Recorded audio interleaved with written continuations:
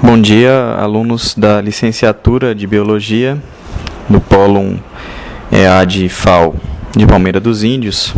O objetivo desta postagem é estar fazendo alguns esclarecimentos com relação ao nosso estudo, especificamente tentando desdobrar um pouco melhor a problematização dos fóruns e tentando chegar especificamente nesse da última semana que a gente está trabalhando com a questão do método de Bacon, tentando trazer isso para a nossa realidade enquanto futuros professores de biologia, né? Então, primeiramente, falando um pouco sobre o fórum anterior, porque eu quero que vocês vejam que existe uma continuidade aí entre as ideias que a gente está trabalhando. A gente teve aquele primeiro fórum sobre a questão do conhecimento e o problema da justificação. Bom, muitos de vocês comentaram lá a história da Naomi, né, que estava no livro O Porco Filósofo, de uma forma interessante, e as respostas elas indicam vários caminhos, né? Vários caminhos em pensar a questão de justificar algo como verdadeiro. Bom, não é o nosso objetivo julgar de uma forma definitiva esses caminhos, mas tem um tipo de caminho apontado por alguns de vocês que tem um interesse maior para o desenvolvimento da ciência e que tem um peso maior, de certa maneira, pelo menos em muitas perspectivas, com relação àquilo que a ciência entende que seja justificar uma certa ideia como verdadeira, certo?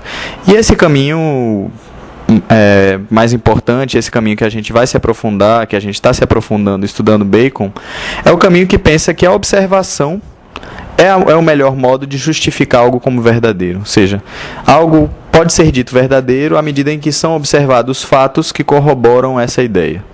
Tá?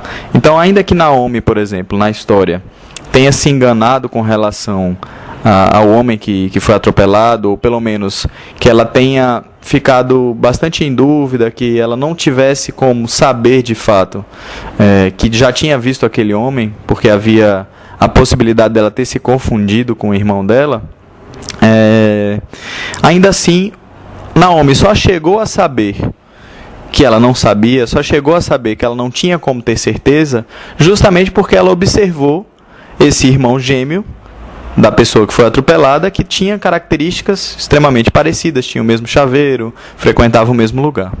Então, vejam só, a observação ela é vista como para muitos filósofos, para muitos cientistas, como a única forma da gente desenvolver o conhecimento, mesmo que a observação seja fonte, eventualmente, de erros e enganos.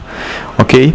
Então, a gente vai seguir, de certa maneira, a ideia de que, ainda que a observação seja algo que possa, digamos assim, em situações desfavoráveis, causar erros ou facilitar que a gente chegue a erros com relação a coisas que a gente vai supor que é verdadeiro, a observação ainda assim é visto como um caminho para se chegar à verdade, para se justificar ideias bastante importantes dentro da história da filosofia. E no contexto da filosofia moderna, que é essa filosofia que vai ser aí basicamente entre o século XVI, um pouco antes, até o século XIX, certo? Até o começo do século XIX, existe um debate muito grande motivado pela questão da revolução científica. Então, as novas pesquisas sobre a natureza, a partir do século XVI e XVII, vão tentar buscar um novo tipo de saber sobre a natureza e, junto com isso, vai haver uma mudança no modo como essas pessoas vão buscar conhecer a natureza, né? Bom, Bacon tem um papel bastante importante nessa história, e para ele, a questão do conhecer a natureza é conhecer a forma, conhecer a estrutura latente, a estrutura por trás da aparente desordem da natureza, do aparente acaso dos eventos.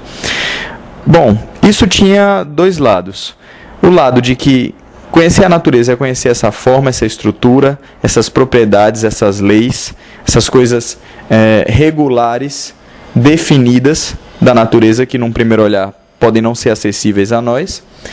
E, além disso, uma vez que você conhecesse, você ia ser capaz de introduzir novas características na natureza, graças justamente a esse conhecimento. A gente tem um exemplo bom, contemporâneo com relação a isso. Então, na medida em que a gente conhece o funcionamento do DNA de plantas, por exemplo, plantas como o milho, como a soja, a gente pode se tornar capaz de introduzir novas características nessa natureza. Ou seja, por exemplo, pegar um pedaço de gene de uma outra planta, introduzir no código genético dessa planta que é cultivada, e assim conseguir uma nova variedade mais resistente a doenças, que consiga ser utilizada junto com um produto químico, como um agrotóxico, por exemplo, que normalmente ela não consegue, e aí com isso baratear os custos de produção. Então, para Bacon, a questão do conhecimento da natureza não é uma coisa contemplativa, desinteressada, mas, diferentemente dos antigos, algo que tem a ver com a criação de tecnologia, com o domínio da natureza, com o poder do homem sobre as condições de sua vida. Bom, mas a grande pergunta aí é, conhecer a natureza pode me levar a isso, mas como conhecer a natureza? A proposta de Bacon com relação a uma metodologia indutiva, ou seja, uma metodologia que eu vou estudar vários casos e tentar chegar a respostas a partir desses casos, diz respeito a isso, a tentar obter o conhecimento por um processo rigoroso e contínuo de observação.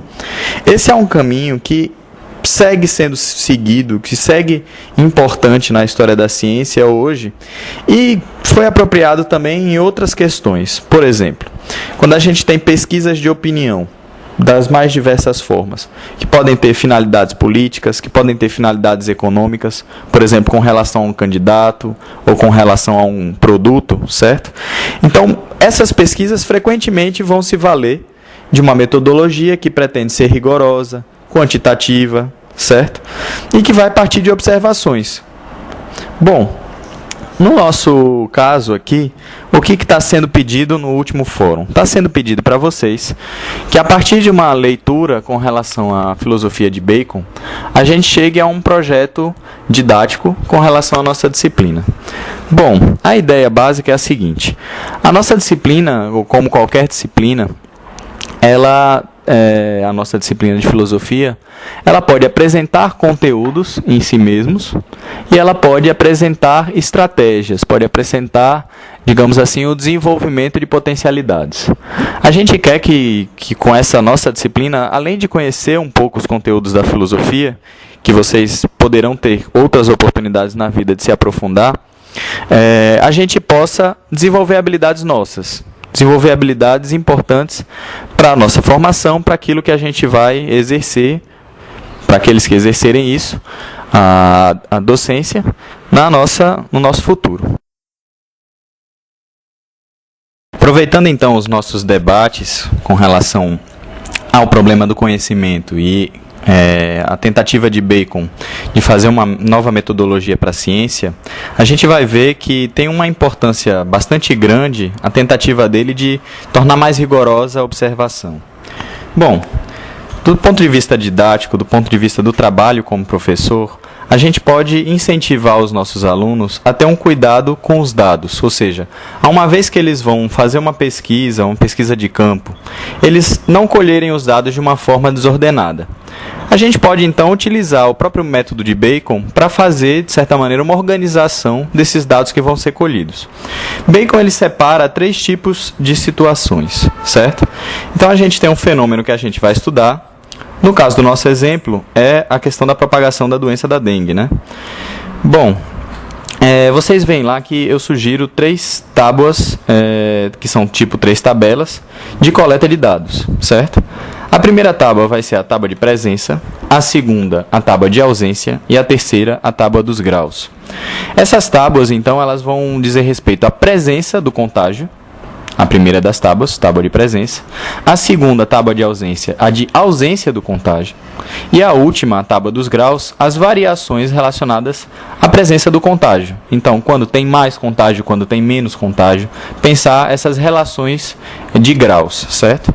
Bom, quando a gente tem um controle melhor dos dados que a gente vai colhendo, a gente vai conseguir chegar a conclusões com mais facilidade e a gente vai conseguir, inclusive, comparar ou rever esses dados com mais facilidade. Se a gente colher os dados ao acaso, fica complicado. Então, uma das primeiras coisas que Bacon está sugerindo aí é basicamente o seguinte: precisamos controlar os dados da nossa experiência. Exemplo que eu estou dando, eu peço que vocês façam um projeto de pesquisa que seria desenvolvido por alunos de vocês, em que vocês organizem uma estrutura prévia a partir da tábua de presença, em que vai pegar a presença do fenômeno que vocês estão estudando. Vocês vão precisar, consequentemente, escolher um fenômeno, que pode ser qualquer coisa da biologia, que vocês achem que dá para se encaixar nessa ideia aqui. Pode ser outras doenças, pode ser a ecologia de um certo local, por exemplo, com relação à presença de animais ou de plantas em um certo local. E aí vocês organizem, então, essa estrutura que vai orientar a coleta de dados dos alunos de vocês. Então, se dividindo mais uma vez em tábua de presença desse fenômeno, em tábua de ausência, ou seja, quando esse fenômeno não acontece, e a tábua de graus, que vai fazer comparações entre situações que esses fenômenos se dão. Isso é a primeira etapa, né? Você ordenar, você ter uma estrutura de coleta das informações da sua observação. A segunda etapa vai ser a seguinte: testar hipóteses com relação aos seus dados. Então você tem dados que você colheu. Então você vai pegar hipóteses, certo? E vai contrastar essas hipóteses com as tábuas que vocês têm. Nessa parte, eu quero basicamente que vocês imaginem hipóteses que podem ser testadas. Vocês não precisam me dizer se essas hipóteses vão ser confirmadas ou se não vão ser confirmadas. Mas imaginem ideias que poderiam haver sobre o assunto que vocês estão pesquisando.